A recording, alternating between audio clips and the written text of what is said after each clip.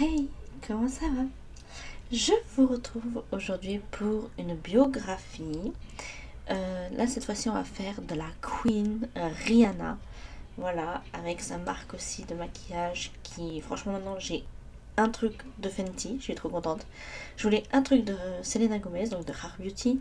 J'ai un truc de Fenty Beauty que je voulais. Et j'ai même de la marque de maquillage de Lady Gaga. C'était pas prévu. Ceci étant dit, si vous entendez du bruit, c'est normal, mon petit frère joue à ses jeux vidéo juste à côté. Donc il y aura peut-être un petit peu de bruit parce que ce micro, il prend tous les bruits à nos alentours. Donc nous allons commencer. Donc Rihanna, de son vrai nom Robin Rihanna Fenty, est née le 20 février 1988 à Saint-Michael à la Barbade. Elle est la fille de Ronald Fenty et Monica Braithwaite. Elle a comme frère et sœur Canty Fenty qui est née en 1971, Samantha Fenty en 1981, Jamie Fenty en 1984, Rory Fenty en 1989 et Rajad Fenty en 1996.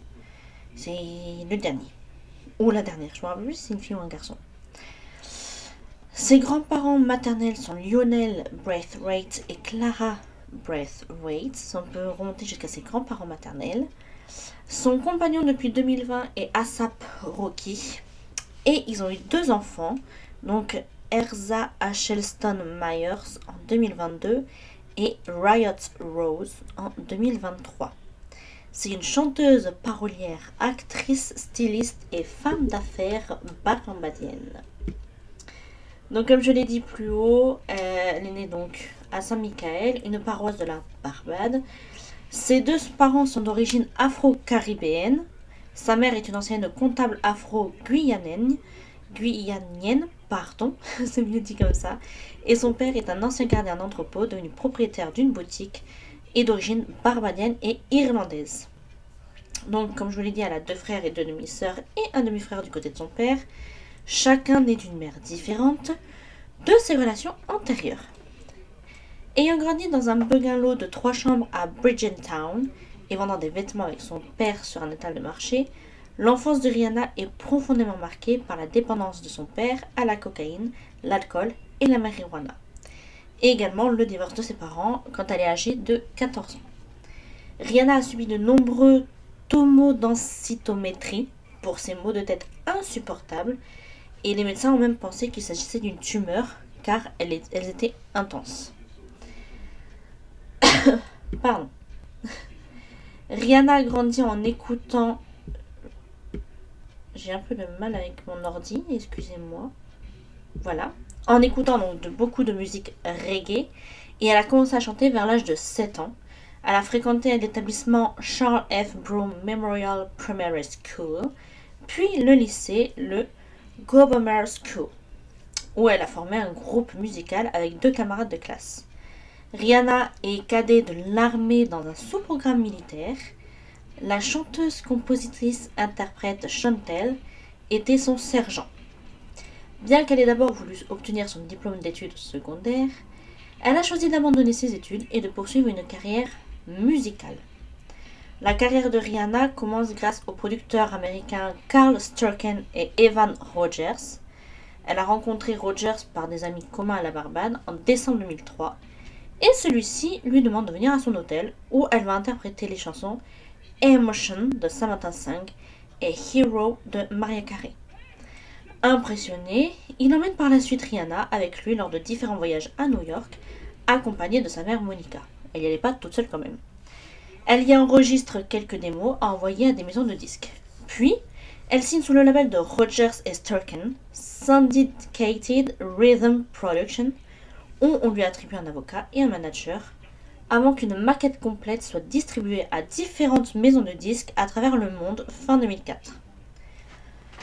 En février 2005, le président et le chef de la direction de Def Jam Recordings, donc Jay-Z, demande à rencontrer Rihanna. Elle auditionne ainsi pour lui et L.A. Reid interprétant For the Love of You de Whitney Houston et les chansons originales Bondi Replay et The Last Time.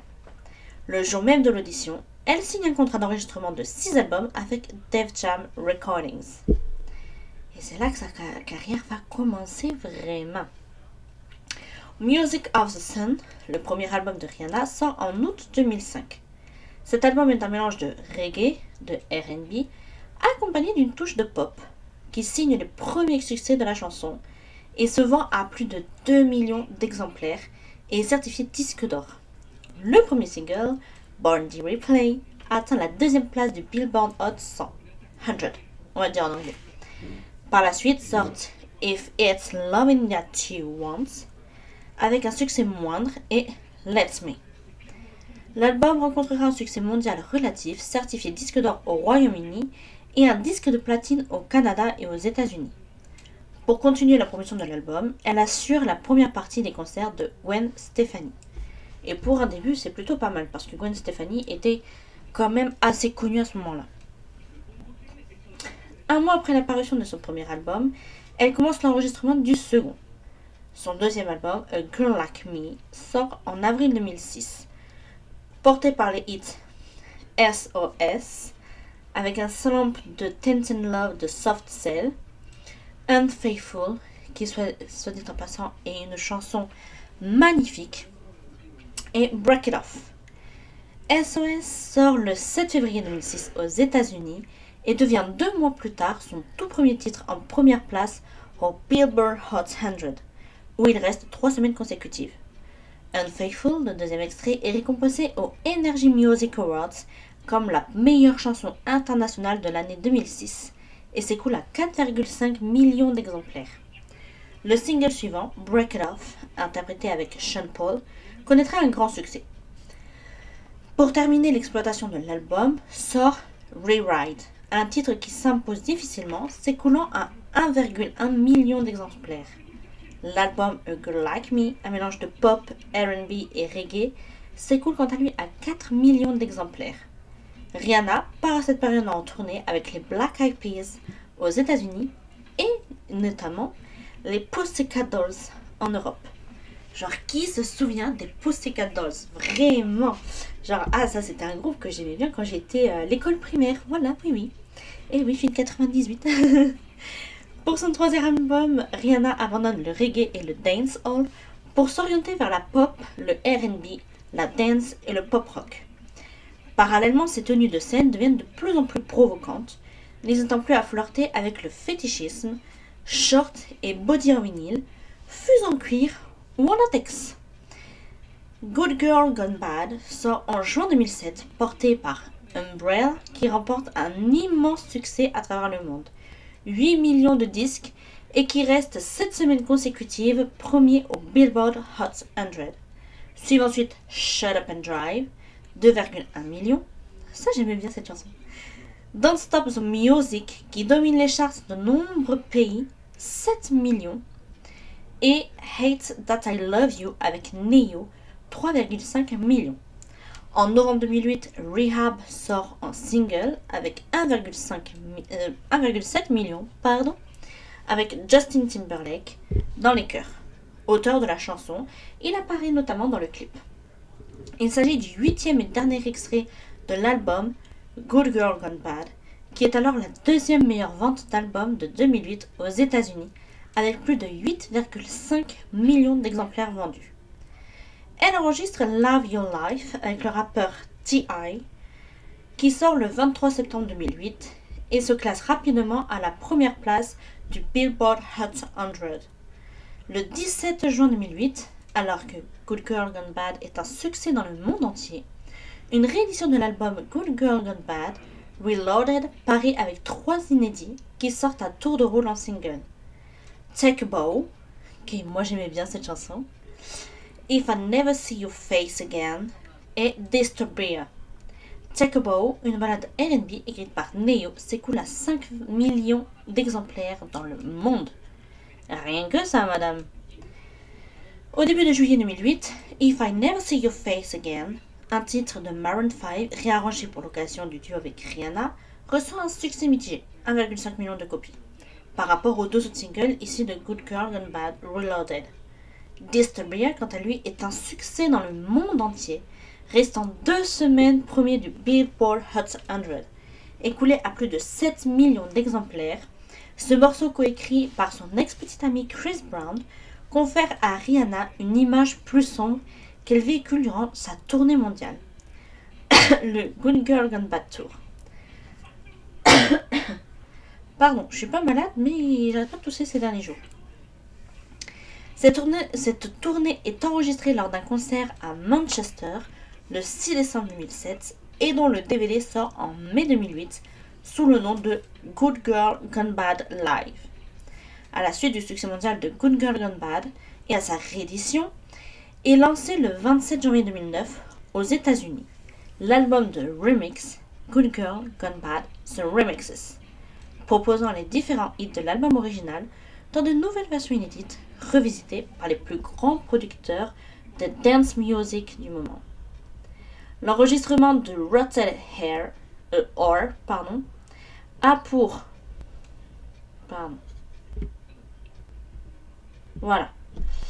pour de sombres épisodes survenus dans la vie privée de la chanteuse, notamment son agression par Chris Brown. Je crois que ça a fait le tour du monde. Ce qui explique du coup l'univers plus dur, sombre mais mûr, artistique et personnel de l'album, ainsi qu'une nouvelle image de Rihanna. À la suite des démêlés de la chanteuse avec Brown et des photos dénudées de celle-ci parues sur internet, la rédactrice en chef de Vogue, Anna Wintour, refuse que Rihanna pose en couverture du célèbre magazine. Toutefois, la chanteuse fera la couverture de l'édition italienne de Vogue en septembre 2009 avec des clichés réalisés par Stephen Klein où Rihanna incarne une sorte de Grace Jones dans des looks ultra structurés inspirés des années 1980. La chanteuse fait son retour dans le monde de la musique aux côtés de Jay-Z et Kanye West sur le titre Run This Town, sorti le 24 juillet 2009. Le titre se classe deuxième au Billboard Hot 100 et remporte un Grammy Awards récompensant la meilleure collaboration rap.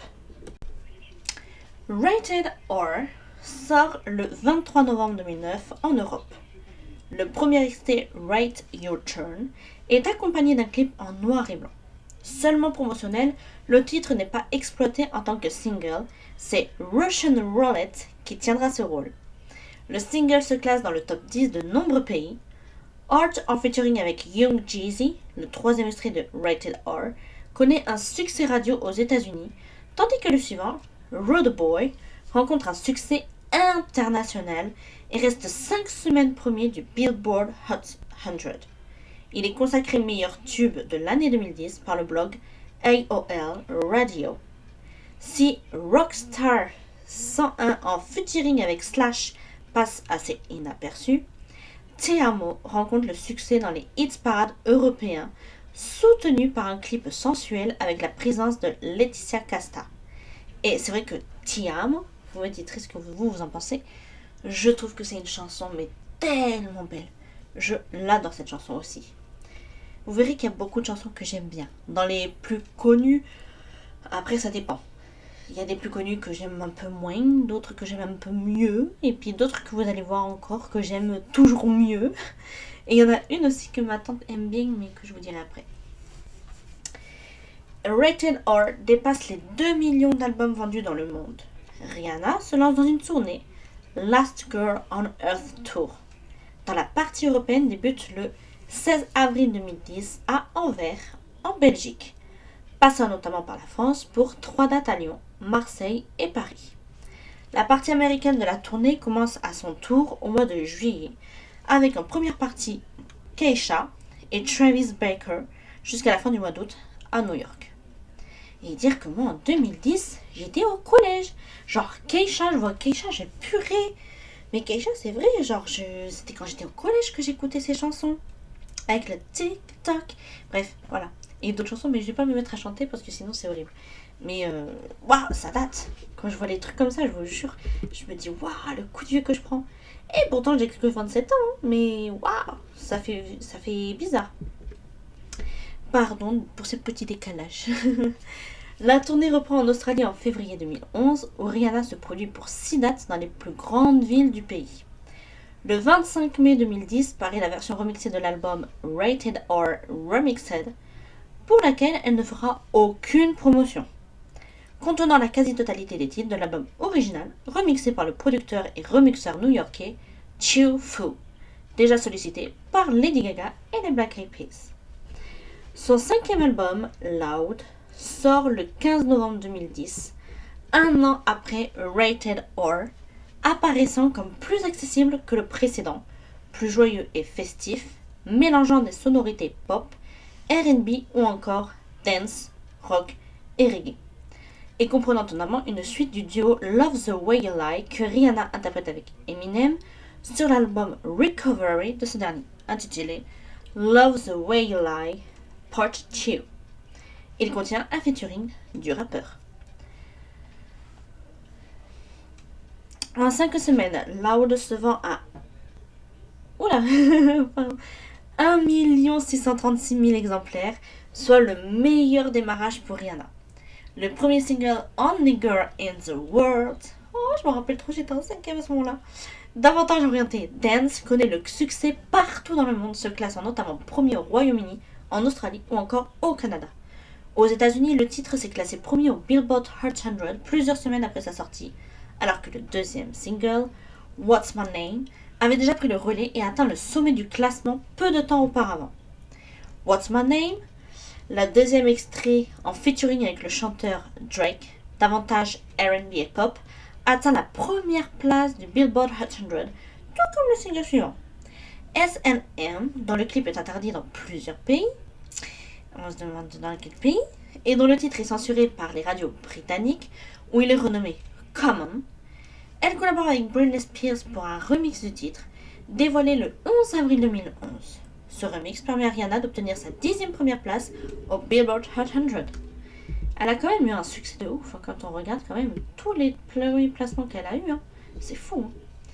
Le clip de la ballade pop-rock California King Bed, que j'adore aussi, qu'elle interprète notamment au Academy of Country Music Awards en duo avec Jennifer Nettles, paru le 6 mai 2011, remporte un succès beaucoup moins important que ses prédécesseurs, tout comme Man Down aux influences reggae, qui ne connaît le succès qu'en France, où il se classe numéro 1. Et c'est cette chanson, Man Down, que ma tante adore. Genre vraiment, c'est une des chansons qu'elle adore. Et vous voyez, apparemment, c'est en France où ça a le plus de succès. Je comprends pas pourquoi elle est bien cette chanson. Peut-être parce qu'on aime plus le reggae en France, je sais pas.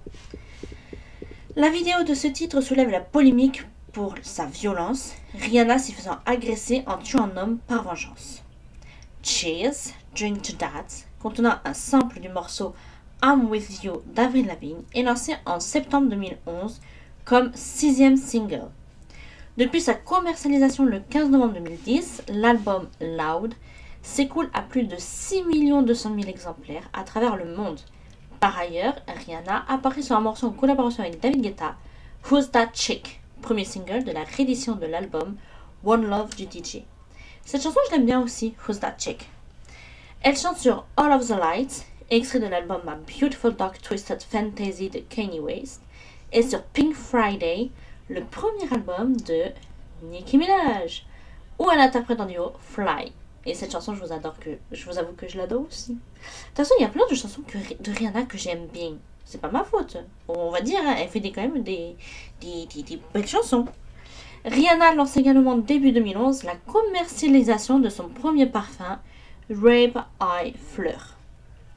La même année, elle pose pour l'édition américaine du magazine Vogue, devenant ainsi la 4e femme de couleur à en faire la couverture après Naomi Campbell, Halle Berry et Beyoncé.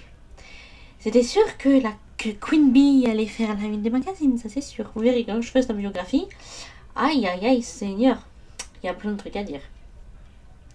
Alors que Rihanna achève son Last Girl on Earth Tour, par ses dates australiennes en mars 2011, une nouvelle tournée, The Loud Tour, débute l'été 2011 avec de nombreuses dates européennes et américaines. C'est vrai qu'elle faisait beaucoup de concerts en Europe. Talk That Talk, le 6e album de Rihanna, paraît le 21 novembre 2011. L'album pourrait être décrit comme un condensé de ses 2 premiers albums, Rated R, en 2009 et Loud en 2010, alternant entre des titres orientés électro, pop ou R&B.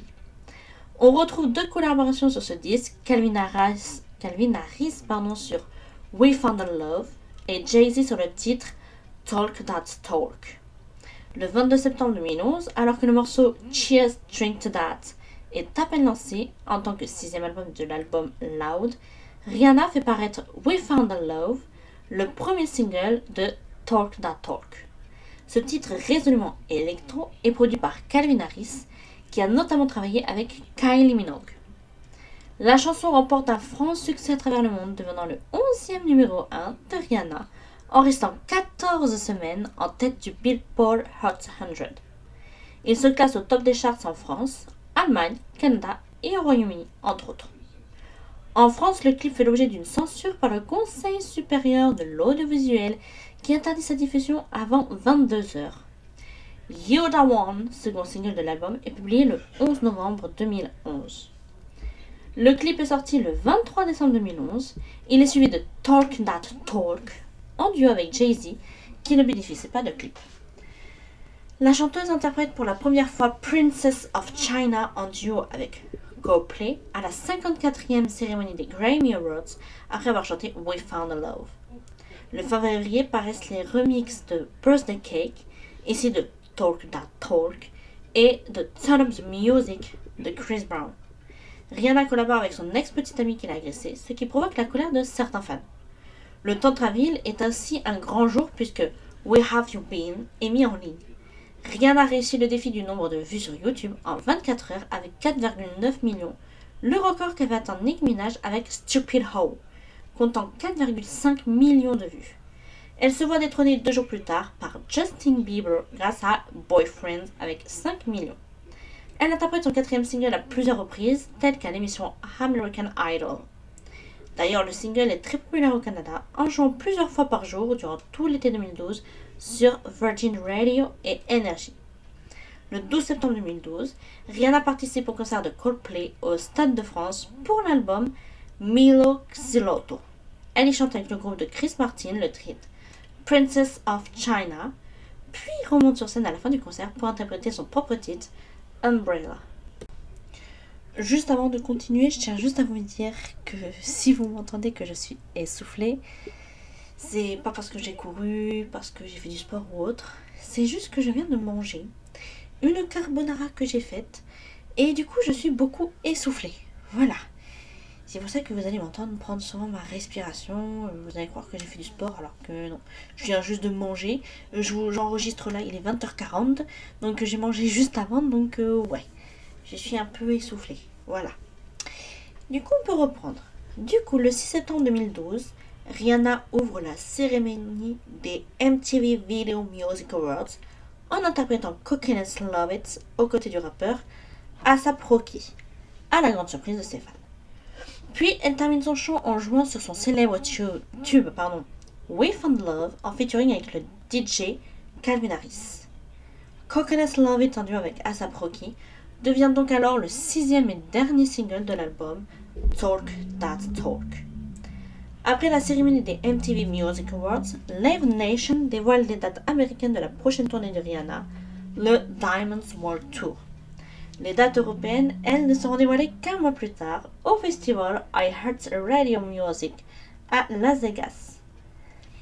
Elle en profite pour officialiser la sortie de son prochain single, Diamonds. Le 24 septembre 2012, Rihanna publie sur son compte Twitter la pochette du premier single Diamonds. Le 26 septembre 2012,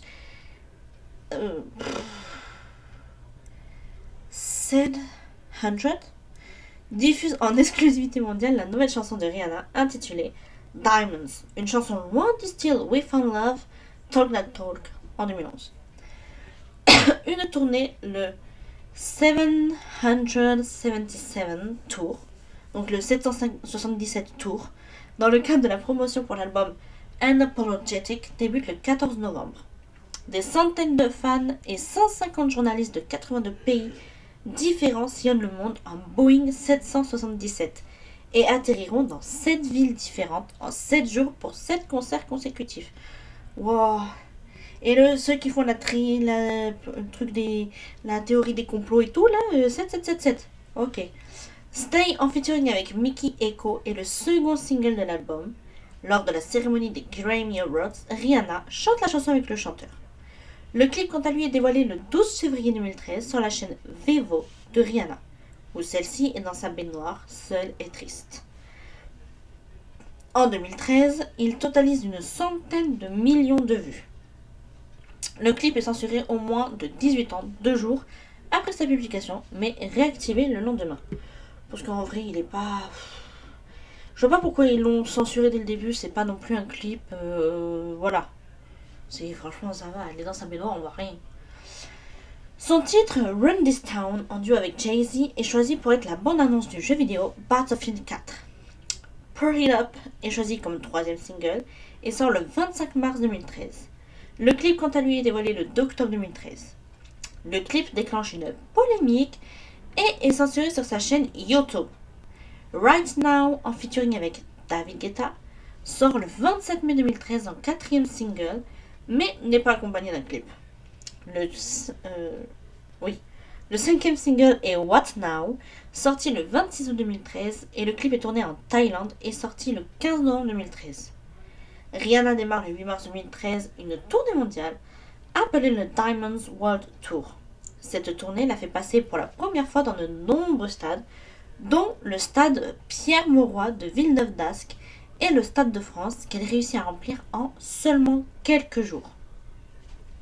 Rihanna devient alors la plus jeune artiste à remplir le Stade de France. Après sa tournée européenne, elle continue son périple en Asie, en Australie, en Afrique du Sud, où elle est la plus jeune à remplir le FNB Stadium, puis à Abu Dhabi et Tel Aviv. Elle reçoit à la cérémonie des American Music Awards le tout premier Icon Award, décerné pour son influence dans le monde de la musique.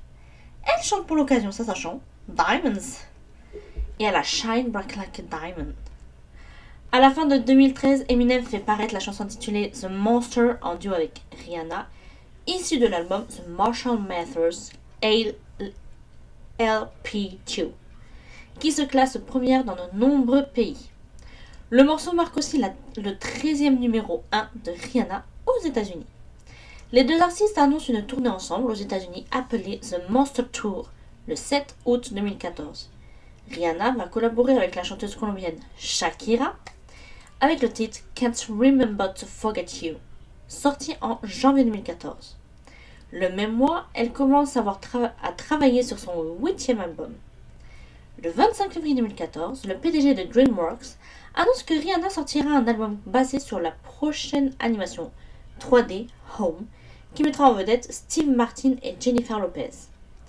Le 2 juin 2014, Rihanna reçoit le Fashion Icon Award, décerné par le Council of Fashion Designers of America, récompensant son impact sur l'industrie et son sens de la mode. Elle assiste à la cérémonie parée d'une robe Swarovski transparente avec quelques 230 000 cristaux. Fin août 2014, le magazine Time établit un classement des plus grands artistes depuis l'existence du Billboard Hot 100, en comptabilisant le nombre de chansons de chaque artiste ayant atteint le top 10 et leur longévité. Rihanna atteint la deuxième place avec 1800 points derrière Mariah Carey qui a, elle, 1901 points. Elle talonne Mariah Carey et surpasse de nombreux grands artistes tels que Michael Jackson, Madonna ou encore Queen Bee, qui ont eu une carrière beaucoup plus longue comparée aux 9 années de carrière de Rihanna. Elle les a dépassés en quelques trucs. Yeah, c'est la Queen. Pardon. Le 25 février 2015, Rihanna sort le single 4-5 Seconds en collaboration avec le rappeur Kanye West et l'ex-Beatles Paul McCartney. Cette chanson, en vrai, elle est trop belle, je l'adore. Le 26 mars 2015, elle sort le single Bitch Better Have My Money qu'elle chante au iHeart Music Awards. Le 14 avril 2015, Rihanna sort un troisième single, American Oxygen, que j'aime bien aussi. Dans la nuit du 7 au 8 octobre 2015, Rihanna invite des fans et des journalistes dans une galerie d'art à Los Angeles où elle présente des images de son futur album.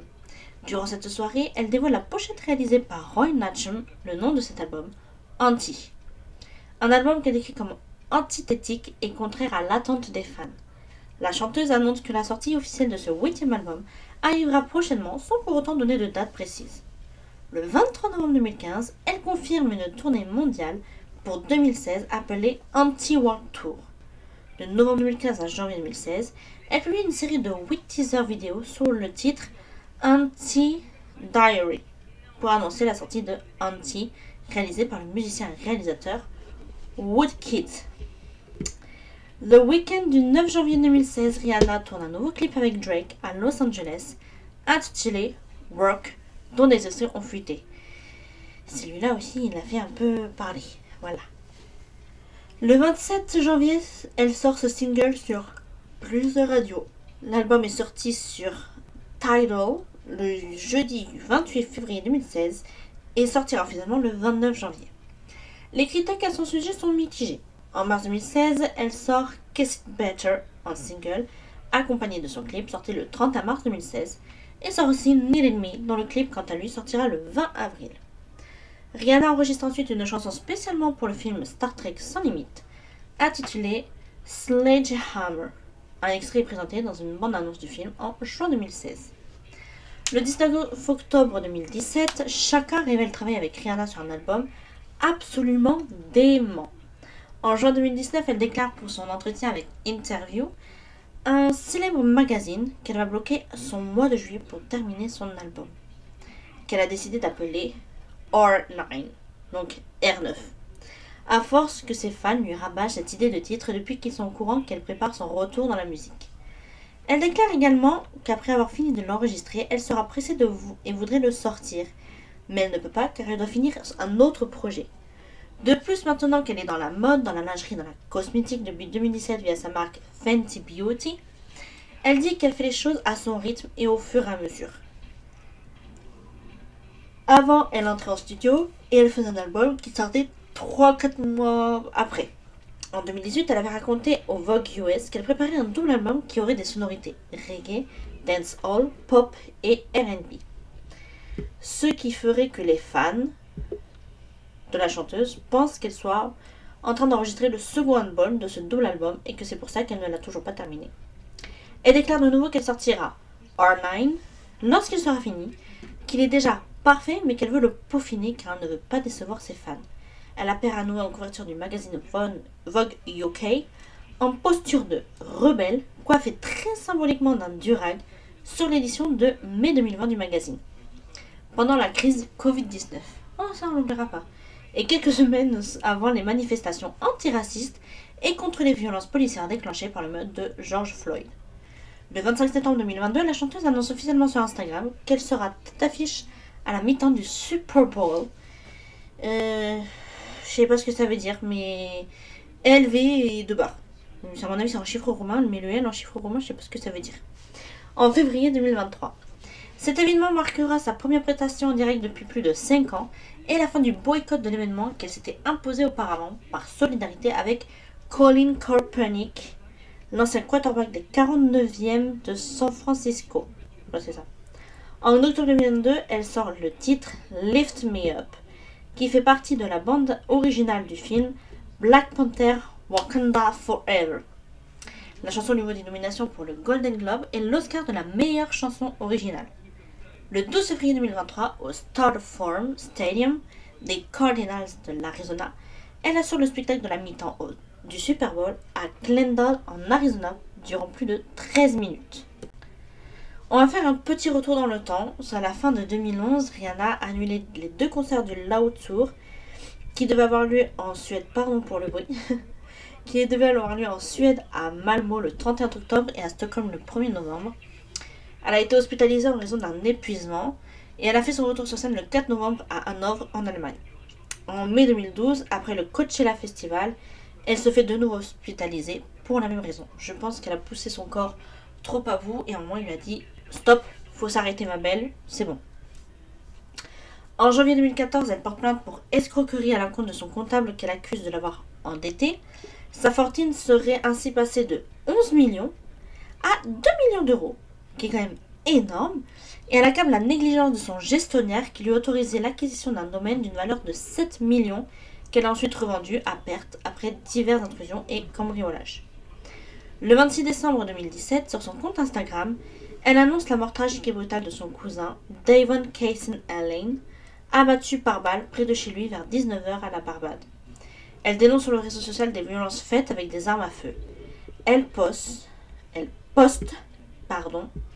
Repose en paix, cousin. Je ne peux pas croire qu'hier encore je te tenais dans mes bras. Je n'ai jamais pensé que ce serait la dernière fois que je sentirais la chaleur de ton corps. Je t'aimerai toujours, mec. Avec le hashtag End Gun Violence. Stop aux violences par arme à feu. En 2019, à peine âgée de 31 ans, elle devient la chanteuse la plus riche du monde avec une fortune estimée à 600 millions de dollars devant ses aînés Madonna, Mariah Carey ou encore Queen Bee. Le 19 mai 2021, le rappeur A$AP Rocky confirme lors d'une interview avec le magazine GQ que lui et Rihanna sont en couple. Le 31 janvier 2022, il est révélé que le couple attend son premier enfant. Le 13 mai 2022, elle donne naissance à un fils. En décembre 2022, elle partage pour la première fois une vidéo de son fils qu'ils ont appelé RZ ou Orza Ashelston Myers. Le 12 février 2023, après une performance au spectacle de la mi-temps du Super Bowl, il est confirmé que Rihanna est enceinte de son deuxième enfant. Elle accouche début août d'un garçon prénommé Riot Rose. En 2008, elle a fréquenté le chanteur Chris Brown, qu'elle décrit comme étant son premier véritable amour. Ils rompent après les nombreuses agressions, actes de violence physique et morale, dont elle fut victime par ce dernier. Au début de 2010, de nombreux médias lui prêtent une relation avec Matt Kemp, joueur de baseball de l'équipe des Dodgers de Los Angeles. En avril, invitée sur la station de radio américaine Kiss FM, Rihanna officialise leur relation qui s'achève en fin 2010. En septembre 2012, elle se réconcilie avec Chris Brown. Les chanteurs échangent un baiser en cours de la cérémonie des MTV Music Awards 2012. En novembre 2012, après avoir dévoilé le remix du titre Birthday Cake quelques mois plus tôt, Chris Brown et Rihanna sortent le titre Nobody Business, figurant dans l'album Unapologetic de Rihanna, et dans lequel ils clament que leur réconciliation n'est l'affaire de personne. Le 30 janvier 2013, elle officialise être de nouveau en couple avec Chris Brown au cours d'une interview donnée au magazine Rolling Stone. Ils se séparent définitivement en mars 2013 et la presse People leur prêtera des relations avec l'acteur Leonardo DiCaprio qu'elle fréquente un temps, ou encore le rappeur Travis Scott, entre autres, sans officialisation de la part des intéressés. Vous savez que la presse People, ils adorent inventer des histoires, des rumeurs, des patatis, des patatas. Ils ont que ça à faire. En août 2016, lors des MTV Music Awards, cérémonie où Rihanna a été honorée par le prix du Michael Jackson Video Vanguard Awards, à la suite de sa quatrième et dernière prestation, Drake monte sur scène pour lui remettre son trophée, le Moonman, et prononce un discours dans lequel il mentionne être tombé amoureux de Rihanna à l'âge de 22 ans, avant de tenter en vain d'embrasser la chanteuse. Ça, c'est limite. Fin août, Rihanna et Drake officialisent leur relation au cours d'un concert donné dans le cadre du Summer 16 Tour. Ils se séparent en décembre 2016. En décembre 2016, elle commence à fréquenter l'héritier saoudien des constructions Toyota, Hassan Jamil. Elle confirme leur relation dans le magazine Vogue en juin 2018 et ils se séparent courant janvier 2020. Oh, elle est restée quand même pas mal de temps avec lui. En décembre 2020, la presse annonce que Rihanna serait en couple avec le rappeur A$AP Rocky. En mai 2021, il officialise la relation, révélant au magazine GQ vivre une idylle avec la chanteuse qu'il considère comme la femme de sa vie. Le couple est photographié très fusionnel à maintes reprises par les paparazzis parce qu'ils n'ont pas d'autre chose à faire de leur vie, faisant les choux gras de la presse People. Le 31 janvier 2022, le photographe Miles Digg publie des photos exclusives de Rihanna et A$AP où elle apparaît enceinte. Et après, je vous ai dit, elle accouche de leur fils en mai 2022. Et elle a annoncé lors du Super Bowl 2023 être enceinte de son deuxième enfant, dont elle a accouché début août. Le 8 février 2029, peu après minuit, une dispute entre Rihanna et Chris Brown a éclaté et dégénère à bord d'une Lamborghini louée tandis qu'ils sont attendus pour la cérémonie des Grammy Awards 2009. Et dans l'altercation, il a frappé Rihanna, lui causant de sérieuses blessures au visage. Et le chanteur a pris la fuite. Voilà, et on a tous vu ces photos circuler où elle est genre méconnaissable, on la reconnaît vraiment pas. Aux alentours de 19h le 8 février 2009, se rend à la police de Los Angeles et immédiatement placée en détention. Au moment des faits de l'arrestation de 8 février 2009, se fait l'écho de la presse, mais l'identité de Rihanna n'est pas encore révélée publiquement. Ce même jour, Chris Brown sort de détention après avoir déposé une caution de 50 000 $. Une photo volée du visage tuméfié de Rihanna, prise durant la déposition de la chanteuse, est publiée par le magazine TMZ. L'affaire a fait beaucoup de bruit dans la presse internationale et de nombreuses personnalités apportent leur soutien à Rihanna tout en manifestant leur indignation à l'égard de la situation, à commencer par son producteur et ami Jay-Z qui déclarera « Il s'agit d'un vrai problème. Il est nécessaire de montrer de la compassion envers les autres. Imaginez qu'il s'agisse de votre sœur ou de votre mère et pensez à la manière dont vous appréhenderiez la situation. Nous devrions tous la soutenir, elle vit des moments très difficiles. N'oubliez pas qu'elle est très jeune. » Rihanna reçoit également le soutien de l'ex-Spice Girl Mel B, qui lui témoignera son affection, mais aussi le producteur Akon, Kanye West ou encore Jessica Alba, entre autres. Chris Brown a été poursuivi en justice pour coups et blessures. Dans un premier temps, toujours amoureuse, la chanteuse renoue avec lui quelques semaines après son agression. Elle rompt sur les investissements de son entourage professionnel qui la met en garde de l'exemple donné par cette union. Chris Brown se rend devant la cour de Los Angeles le 6 avril 2009 et plaide non coupable aux 2 accusations. Mais le 22 juin 2009, lors d'une nouvelle audience, il plaide coupable et accepte un arrangement.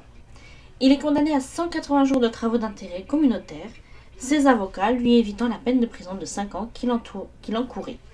Le 25 août 2009, la sentence est tombée.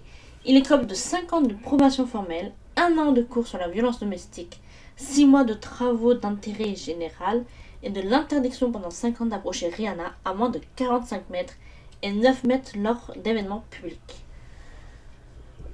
Le chanteur présente par la suite ses excuses à Rihanna, qui affirme ne pas éprouver de haine envers lui. Néanmoins, cette expérience laisse des séquelles. La chanteuse met plusieurs mois avant de se remettre de ce choc émotionnel et de revenir à ses activités professionnelles, et c'est normal. En septembre 2018, elle est nommée ambassadrice extraordinaire et plénipotentiaire de la Barbade par le gouvernement de l'île sans être affectée à un pays particulier. Le 30 novembre 2021, Rihanna est élevée au rang de héros national de la Barbade lors de la proclamation de la République dans le pays. Ce n'est quand même pas rien. Nous allons passer maintenant au top 10 de ces chansons. Donc en numéro 1, nous avons la chanson Umbrella. Voilà, c'est une des chansons qui a été le plus connue. En numéro 2, nous avons la chanson Diamonds, où dans le clip elle Shine Like Bright Diamonds. En numéro 3, vous avez Refound Love. En 4, Road Boy. En 5e position, Rock, le clip est Holé Holé. En 6, Don't Stop the Music. En 7, Russian Roulette. En 8, Love on the Brain. En 9e position, Where Have You Been. Et en 10e position, Take a Bow. Et c'est vrai que elle est pas mal cette chanson Take a Bow. Mais ce n'est pas tout, parce que Rihanna a joué également dans quelques films. Et oui, la Queen Rihanna a joué dans certains films. Donc elle a joué notamment dans American Girl 3, mais elle joue son propre rôle. Dans Battleship en 2012, et mon père d'ailleurs, il adore, avec mon petit frère, ils adorent ce film, où elle joue le rôle de Rex, je crois que ça se dit, ou on peut dire Raik, je sais pas comment on le dit. Elle a fait une apparition dans le Katy Perry Part of Me 3D, donc c'est en elle-même, hein. Dans le film C'est la fin en 2013, où elle fait son propre rôle. Dans Annie en 2014, où elle joue le rôle de Moon Goddess. Dans En Route, donc elle fait le rôle de Tiff Tochi. En 2016, The First Monday in May, mais ils disent pas le rôle. Dans 2017, c'est dans Valériane et la Cité des Mille Planètes, dans le rôle de Bubble. Donc je pense que c'est la voix qu'elle doit faire plutôt. Ça, à mon avis, ça ne paraît pas un film, mais plus un film d'animation. Elle joue en 2017 aussi dans le Bat Motel, dans la saison 5, dans 2 épisodes, le 5 et le 6, dans le rôle de Marion Crane. En 2018, c'est dans Ocean's 8, Et ça, je sais que oui, elle a joué dans ce film-là. Dans le rôle de Nine Ball. En 2019, c'est dans Guava Island où elle joue le rôle de Kofi Novia. Et enfin, en 2025, donc c'est cette année-là, il y a le film des Schtroumpfs qui est sorti. Et elle donne sa voix à Schtroumpfette. Rien que ça, quand même. Elle donne la voix à la Schtroumpfette. C'est pas n'importe quoi de donner la voix à la Schtroumpfette, quand même. Et c'est comme ça que se termine la biographie de Rihanna. Forcément, je pense qu'il y a d'autres choses qui ont été rajoutées, que j'ai certainement oubliées.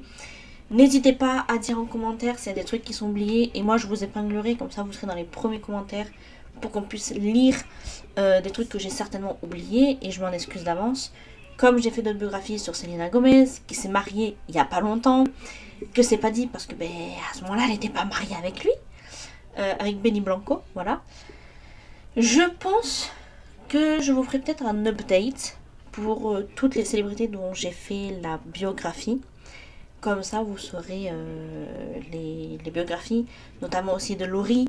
Ça y est, je suis allée à son concert le 23 novembre. J'étais trop contente. J'ai pleuré, forcément. Mais j'ai reçu aussi son vinyle dédicacé. Enfin bref. Voilà.